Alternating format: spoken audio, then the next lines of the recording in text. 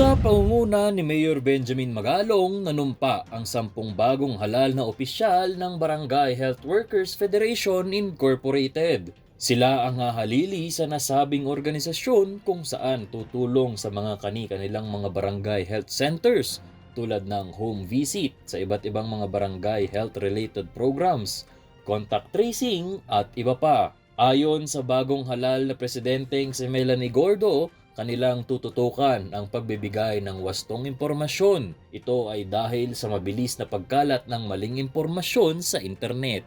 To deliver yung totoong information regarding sa health sa aming constituent, sa aming nasasakop na barangay.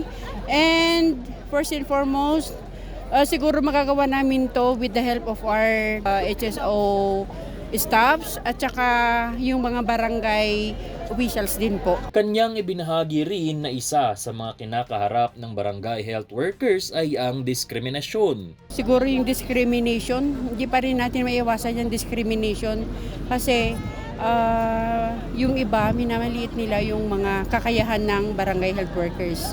And yet, hindi lang nila alam kung gaano kahalaga yung trabaho namin sa ating community. Subalit, kahit na may diskriminasyon ay susubukan pa rin nilang gawin ang kanilang mandato at pag-iigihan ang kanilang mga trabaho para sa kanilang mga barangay. Nico Gatchalian para sa PIO Baguio Balita.